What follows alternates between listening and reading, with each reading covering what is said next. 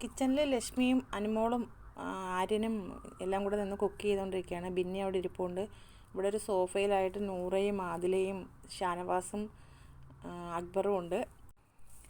അപ്പോൾ ബിന്നി ചോദിക്കുന്ന ആലു പൊറോട്ട ഉണ്ടാക്കാൻ അറിയാമോ എന്ന് ചോദിക്കുന്ന നൂറ പറയുന്നത് എനിക്കറിയാമെന്ന്. അപ്പോൾ അനുമോൾ ചോദിക്കുന്നത് എങ്ങനെയാണ് ഉണ്ടാക്കുന്നത് ഒന്ന് പറഞ്ഞതെന്ന് പറയുന്നു. അപ്പം നൂറ പറയുന്നത് പൊട്ടറ്റോ വേവിച്ചിട്ട് അതിനകത്തോട്ട് മുളക് പൊടി ഇട്ട് ഉപ്പിട്ട് ആട്ടയുമായിട്ട് പിണഞ്ഞിട്ടാണ് ആലു പൊറോട്ട ഉണ്ടാക്കുന്നത്.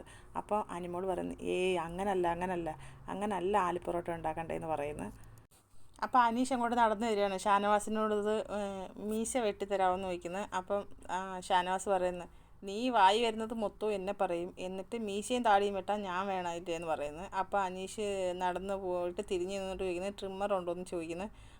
അപ്പോൾ ഷാനവാസ് പറയുന്നത് നിനക്ക് എന്തും വിളിച്ച് പറയാവടോ, എന്നിട്ട് ഞാൻ തിരിച്ച് പറയുമ്പോൾ ഇവിടെ നിന്ന് ഇറങ്ങി ഓടല്ലും എന്ന് പറയുന്നത്.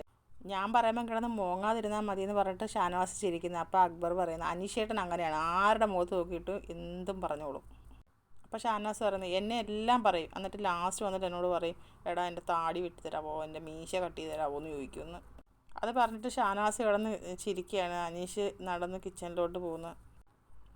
അപ്പോൾ ആദിൽ അവിടെ നിന്നുകൊണ്ട് പറയുന്നത് ഇന്നലത്തെ കടലക്കറിയുടെ കണക്ക് ആവല്ലേ ആലു പൊറോട്ട, ഇന്നലത്തെ കടലക്കറി മൊത്തം വെള്ളമായിരുന്നു പറയുന്നത്. അപ്പോൾ അനുമോൾ പറയുന്നത് ഇപ്പോൾ ഫുഡിൻ്റെ വില മനസ്സിലാവുന്നില്ലേ, സാബുവിന് എൻ്റെ വില മനസ്സിലാവുന്നില്ലേ സാബു എന്ന് ചോദിക്കുന്നത്. അനുമോൾ വീണ്ടും ചോദിക്കുകയാണ് എൻ്റെ വില നിങ്ങൾക്ക് മനസ്സിലാവുന്നില്ലേ ഗൈസ്. നൂറ ചിരിച്ചിട്ട് പറയുന്നത് ഇല്ല ഗൈസ് എന്ന്.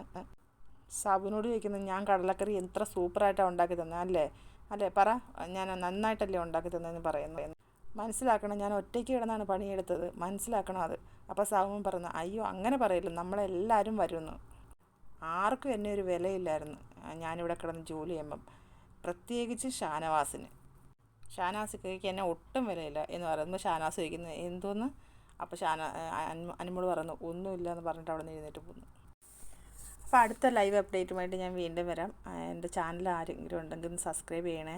വീഡിയോ കണ്ടിട്ട് പോകുന്നവരൊക്കെ എന്നെ ഒന്ന് സബ്സ്ക്രൈബ് ചെയ്യണേ. ഇതൊരു പുതിയ ചാനലാണ്, എല്ലാവരും എന്നെ ഒന്ന് സപ്പോർട്ട് ചെയ്യണേ.